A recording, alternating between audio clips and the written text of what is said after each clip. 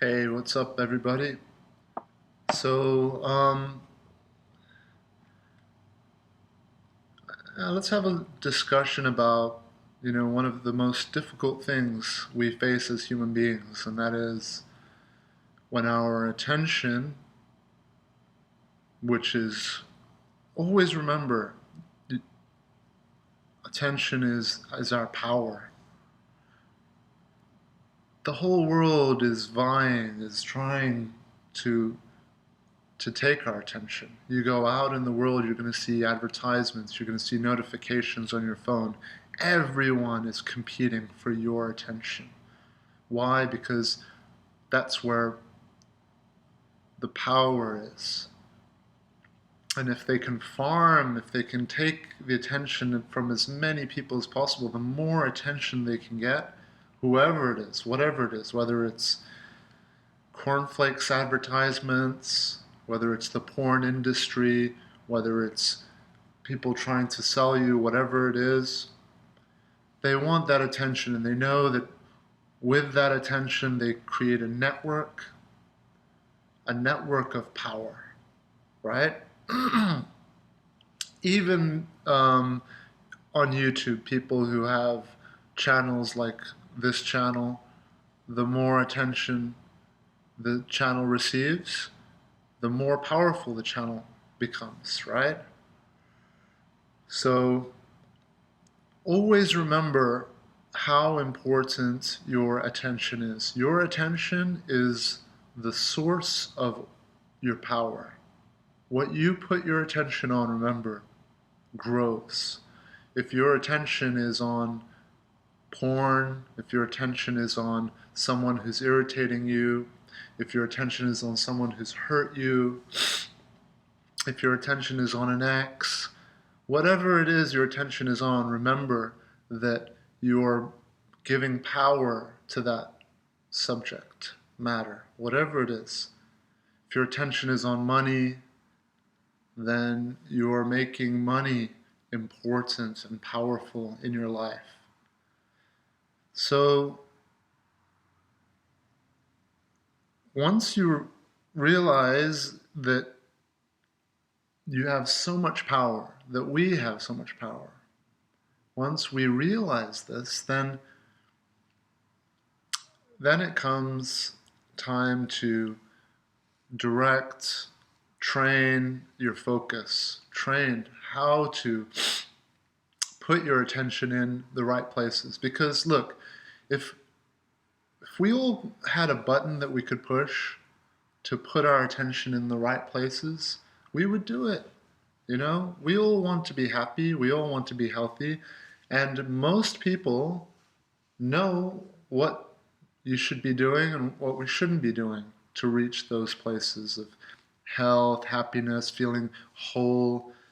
When you get, I was talking to one of my clients just the other day, and we were talking about Tinder. This person's like gone onto Tinder and is using Tinder and all of this. And Tinder seems to be a big problem for a lot of people, or just dating apps. And, you know, when you're using those apps, they're basically designed to keep your attention on the app. That's their number one goal, is to get you to keep using the app. And then, of course, using your attention, they're going to put ads in there, and that's how they make their money and all of that, right? But going on Tinder, using Tinder, or apps like that, there's nothing wrong with it, but how do you disengage if it starts to get unhealthy, right? How do you, if you, you know, how do you control the urge, the excitement? Because that's what it is, isn't it? At the end of the day, what makes it so difficult for us to train and put our focus and attention onto the things that serve us, the things that are good for us, let's use, for an example, I'll use myself.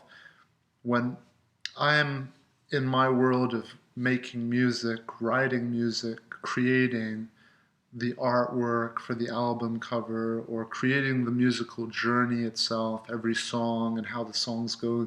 When I'm in that world, just as so many others are, composers, musicians, artists, they're in their world of creating.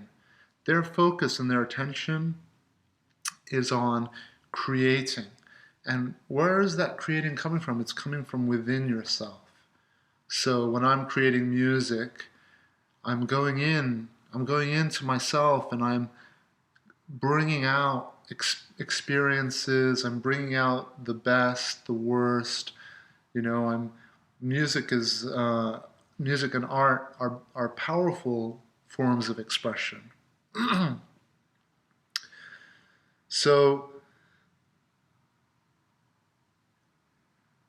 as I said, most of us know what we should be doing, and most of us want to live in a healthy, happy way. It's just hard. Why? Because we're competing against two things. The first thing that we're competing against is exciting, stimulating activities. What's more exciting than sex, action, right? Violence. We're all drawn to creation and destruction, right? Sex, food, exciting things. Those are the things that that can take our attention and can hijack our attention. But knowing what those things are, and then preventing ourselves from getting too drawn into those things, that's like one of the most important parts of it, is not getting too drawn into them so that we create habits out of the unhealthy, toxic, stimulating activity. Whether it's just swiping on Tinder, you're giving your attention to what? Girls, or if you're a girl, guys.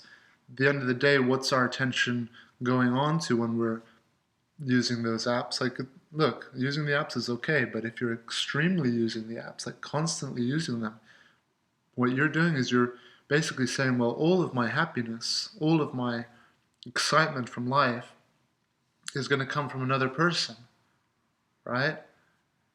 And the danger with that is that the more and more you make a habit out of that, the less exciting, writing music can be for me, or doing other things can become. The good news is that we can always divert our attention, our focus onto whatever it is. And I can always come back to music. And yes, if I've been, let's say, on Tinder constantly, or dating constantly, or whatever it is constantly, it's going to be difficult to go back to whatever else I want to do, whether it's music or painting or gardening. It will be difficult at first, but you will retrain yourself again to enjoy. Why? Because when you put your attention on those other things, you make those things powerful again. And then you'll look at the dating or Tinders of the world or whatever. You look at it from a different perspective, from a cleaner perspective, more objective perspective, where you can be like, wow, I can't believe I was lost in that world. Yeah. So, as I said, most of us, we know what the right things to do are, but it's hard, right? That's the challenge. That's what I'm seeing with almost everyone I'm working with, is resisting temptation, right? So there's a part of our mind, I like to call it our, your focus muscles, and for most of us, those muscles are super weak, right? What is your focus muscle? It's the muscle, or it's the, let's say, it's the part of your mind that can help you direct your attention, right? And when that muscle or that part of your mind is lazy and weak and super untrained, as it is with most humans, unfortunately, then what happens to your attention is your attention can very easily be manipulated and lured in. You know, your phone vibrates, you get a notification, you know, you get a message from someone on Tinder or whoever, and immediately your attention is just taken. You know, it becomes difficult to stay focused on what you're doing, right? Now, for corporations out there, that's what they want. Corporations would love, um, a population of people with very, very weak focus muscles, because they'll be able to wave something and everyone's going to look at it, right? And the smarter you get at waving things, you can figure out how to do it, the right colors, the right sounds, the right voiceover, the right production for an advertisement, whatever it is, you're going to draw more people and you're going to get them to do whatever it is you want. So training your focus is one of the most important things you'll ever do as a human being. And there's a lot of ways to do this. Meditating is one of the best ways of all, because you're basically fasting. It's a form of fasting. It's a form of training your attention and your focus. You put it on your breathing, you put it on your presence, you put it on just everything that's happening. I can go into that place right now, observe myself as I'm speaking and realize that, speaking is happening. That's a form of meditation. And the stronger you can develop your attention, your focus, then the easier it will be for you to resist temptation, to resist the stimulations, to resist whatever it is that's exciting, that is unhealthy for your life, or ruining your life, or bringing suffering into your life. At the end of the day, that's the reason why many of us are, many of you out there may be watching this video, or many of us who are on this path, we're on this path for this reason, because of the suffering. We're realizing that those exciting, stimulating things, yeah, they're tasty and they're delicious. It's like fast food, right? Or candy, right? It's just delicious and tempting and seductive and attractive, but causes, illness, whether it's mental illness or physical illness. It hurts, right? Makes us suffer for a long time. That's part of it, is the suffering. But the other part of it is that they control us. Porn addiction can control you, can dictate your day, can dictate your week. Rather than going out and being able to do other things, you'll wind up being controlled by your dependency, your addiction to the porn, or to the online dating, or to your ex, right? So there's a lot of different ways that, we can help ourselves to become stronger, to take control of our attention, so that our attention isn't being hijacked constantly.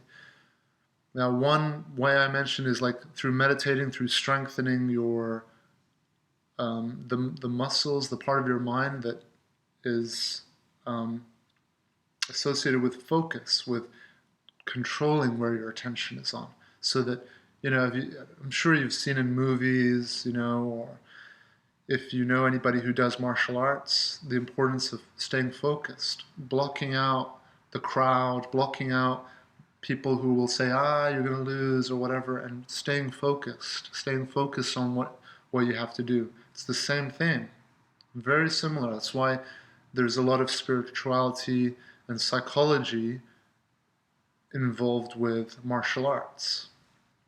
And being a great martial artist, whether you realize it or not, the bulk of it's going to be with how your mindset is. How are you looking at things, and how do you see things? Are you allowing your mind to stay focused on what's going to help you move forward and be better, or are you allowing your mind to be distracted and take your attention away from where it should be? So training your attention and your focus is very important, and I recommend that if you're not doing it, dive into it. Get into meditating. Start meditating. Do it as much as you can. Make it an important part of your life. Meditating isn't what you think. It's not necessarily sitting down in silence and stillness and just focusing on your breathing, although that's incredible if you can do it. Meditating can be rock climbing, it can be going for a walk, it can be anything. You can even bring meditation into having sex. Remember, the key of meditation, what the point of it is to observe what's going on, not to be controlled by what's going on, but instead to observe it. So you observe your feelings. Like, let's say if you get a notification, that would normally just take your attention. Doing the same process in a meditative way would be that when the notification happens, you become aware of how that's affecting you. Become aware of the adrenaline, or the endorphins that are released in your body. Become aware of the excitement, and realize that that's just like your heart that's beating or your lungs that are breathing. It's just a biological function that's happened. And just be aware of it. Just be like, oh yeah, I can feel that. Ooh, I can feel that excitement. Or I can feel that urge. Or I can feel that need. I can feel that craving to open that message up and see who it's from. Right? So being aware, it's one of the first steps of transforming, right? Of growing. Awareness is so important. But does awareness make it easier? No, because there's still that, that draw, that bite, that emotion, that pull, that craving. The more and more you can practice awareness, the less intense that craving becomes, because you start to realize that, whoa, that's just like a sound I'm hearing, or it's just like, a car that's driving by. It's just something that's occurring. It's not something that is forcing you to do anything, right? It's just a feeling. It's a very strong feeling, and that feeling is designed to do something. But remember, we have all these feelings for a reason. We're drawn to sex for a reason. We're drawn to food for a reason. The things that we're drawn to for our survival, for our best interest. But we live in a very different world to how it was 100,000 years ago. And our biology, for some reason, seems to be evolving much slower than the pace of the world that we live in. Our world is changing so rapidly, super, super rapidly. So the changes are happening so quickly, and our biology is trying to keep up and catch up. But where have these cravings and are drawn to like Tinder. Why? Well, Tinder it represents relationships, it represents sex, it represents reproduction, it represents having a companion, it represents so many things, and biologically we're drawn towards that. But Tinder isn't a mate. Tinder isn't those things. It's like a false version, and it's like a distraction. The possibility that it will lead to those things, yes, exists, but it isn't a great match that's sitting right there saying, hey, what's going on? And then you can have a conversation with it. It's it's almost like a fake version of that, right? Just in the same way, Facebook is a fake version of community, and it gives us the same needs or the same feelings of like being connected to people, but it's not really, is it? It's virtual, right? It's the same with Tinder. So yes, phase one is strengthen your focus so that you can be in control of where your focus is. And then there are other techniques that help too. What I have found works best with people that I work with, or just works best with myself personally, is remember the hangover and write those things down. So let's say, for example, if you are addicted or dependent on or can't let go of something that you know is just not healthy for you, that's distracting you, that's creating a bad habit, and is just not having a good effect on your life. Every time you succumb to that temptation, and you probably get hurt, right? You get the quick fix of feeling amazing, and then it's followed by feeling like shit or feeling empty. There's always that pain, that come down from whenever you indulge in a toxic stimulant, right? Whether it's like going on Tinder and then you feel like shit afterwards, or if it's looking at your ex's stuff online, or talking to your ex, or engaging with someone who's irritating, right? Someone who's poking and trying to irritate you. Why do they do that? Because they want your attention, right? They want your power. They know that once they have your power and attention, they're winning. They feel good. They feel energized. Why? Because you're basically telling them how important they are. Because you're only going to put your attention on what is most relevant and most important to you at the time. So if you're giving your attention, even if it's being angry to someone, or hating someone, or trying to hurt someone, whatever feeling is behind it, doesn't matter. The point is you're putting your attention on that person. By doing so, you're letting them know how important they are, and you're powering them up. Not only are they going to feel that power and attention, but what you're doing in your mind is you're building them up. You're making them a big part of your mind. You're making them a big topic in your mind. Whereas making music should be a bigger, more important topic. Reading your books, or going out and starting your business, or whatever it is, your work, your training, your friends, your family, those things should be much bigger. If someone is irritating you in life and trying to get your attention by hurting you, the best thing you can do is not give them any attention. That's the best thing. If someone's trying to annoy me or bother me or tease me, the best thing I can do is to look at them, laugh, and not be affected. That's the best thing I can do. Not be affected by what they're doing, and then just take my attention away, because they're not important. That's going to send the best message to them. That's going to affect them in the best way. And in most cases, it diffuses any conflict, because what we resist persists. So just a few words there. I hope it helps. And sorry for the lack of videos. I've been pretty much just now non-stop just focusing on coaching, which is great.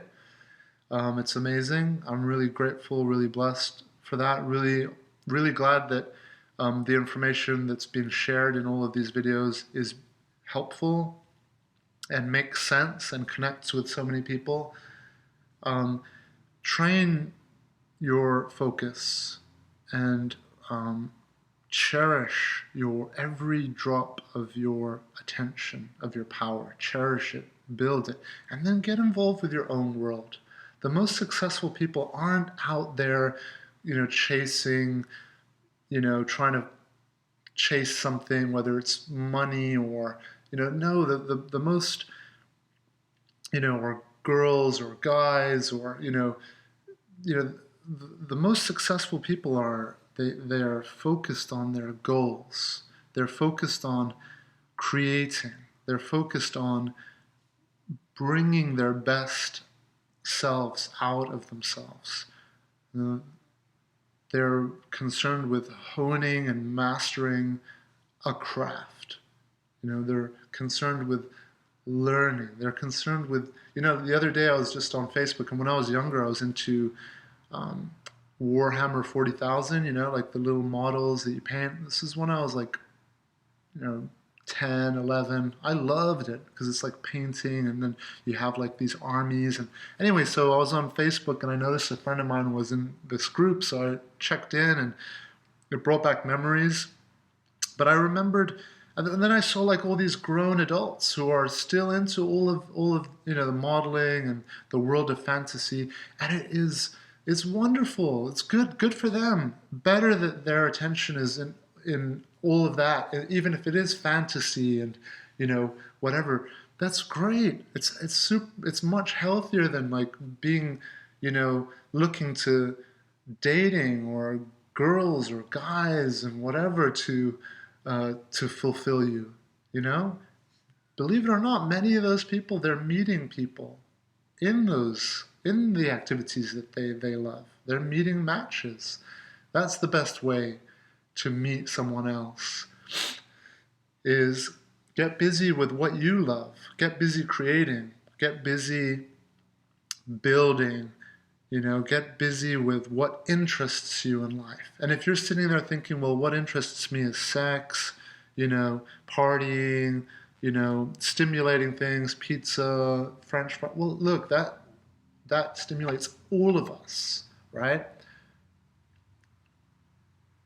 You've got to dig deeper. Dig deeper. Those things are, as I said, they stimulate all of us. We would all love to just sit around and eat pizza all day and date or have sex constantly, or all of who wouldn't, right? But are those things going to lead us to long-term happiness? No, of course not. The opposite is true. We're not on this earth just to be dating around and thinking about relationships and sex and girls and guys. And no, there's way more to life than that. That's just a slice of the massive pizza.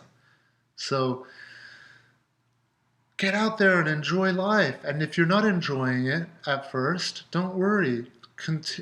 Be persistent. Put your attention onto what you feel challenges you the most. I love jiu-jitsu because it challenges me, because I'm always being pushed, and I know that there will always be someone better, faster, stronger.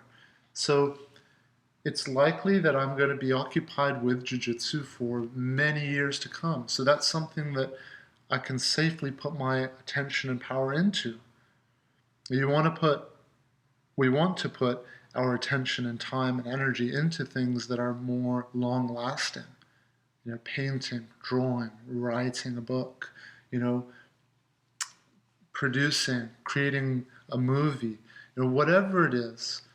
So dive into yourself and have no fear for what's going on Snapchat and Facebook. It's all mostly junk, and a lot of it is being produced by people who are out there actually doing stuff, and they're maybe sharing a post of this and this and that, and then people think, well, oh, all these people are doing this partying and going out there and having fun all the time. No. The great athletes, the great musicians, the great artists of the world, they are spending most of their time diving into their own world, occupied with, painting, making a movie or writing an album or doing these things takes time. a lot of me time. So enjoy your me time. Don't allow the fear of missing out to come in and control you and disrupt your calm focus. Don't allow things like Tinder to distract you too much. Don't allow, if you're experiencing a breakup or a loss, move on. It's okay. Yes, it's going to be painful. It's going to hurt. It's not easy.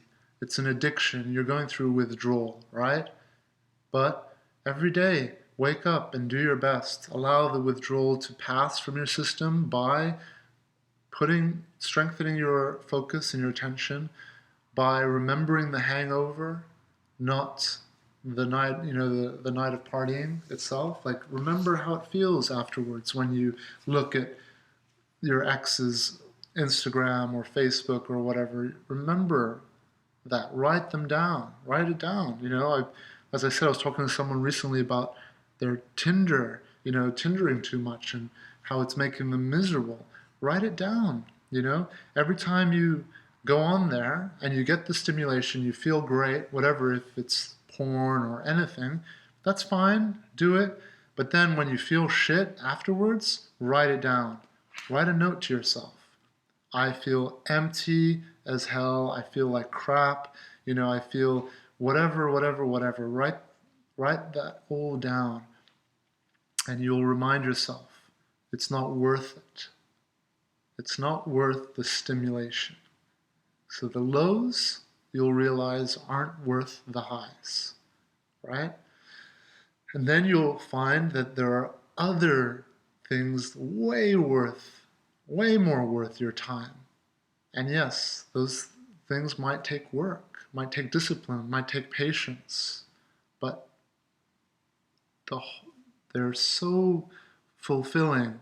And that sense of wholeness that you get just for a second when you get a notification or a message from Tinder or whatever it is, that brief, fleeting moment of feeling whole and alive and relevant and important and strong and confident, and your self-esteem feels full just for that moment. Well, guess what? You can experience that for way, way longer by going down the other path. And yes, the other path might not be as quick as stimulation as getting it from the Tinder or the porn or from, dating.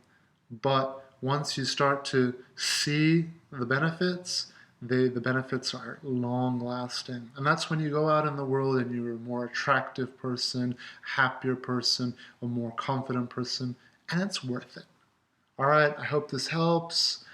Sending everybody out there all the very best. And again, sorry for the lack of videos and updates. There's going to be a lot more coming for sure. I'm just trying to find a good balance between doing coaching sessions and the videos, because I put a lot into my coaching sessions. Every hour session I have, whether it's a phone session or a video, or I do like chat sessions as well that are a lot more cheaper. But I put a lot into them. So I put very similar amount that I would put into recording a video. It will go into a 1 hour session. So what I'm finding is I'm putting a lot into the sessions, and then I feel like it's all come out. So the power to do a video, the energy or the impulse, or I don't know, just the drive to do the videos, obviously it's going to be a bit less, right? But I'm trying to find that balance so I can keep the videos going as well. But yeah, it's been really awesome. We're all learning. It's really cool to see everyone out there, connecting with this, and the benefits, taking place. So treasure your power, treasure your attention, and learn how to master it, how to take control of it so that it's not being hijacked by silly little things that are just draining you. You're leaking your attention and your energy and your power on them, and then as you rebuild your energy and power and you feel good again, you wind up leaking them again on those things. No, when you are able to rebuild your energy and your power by putting your attention onto whatever it is, journaling, fasting, training yourself, going to the gym. Just it doesn't have to be like hard things. It can be fun things too. Going out, throwing away old stuff, buying new clothes, and cleaning and organizing your life. When you rebuild your energy, save it and continue to rebuild. Go on to the next levels above. It will be worth it. All right, everybody. Thanks for listening, and talk to you all soon. Adios for now.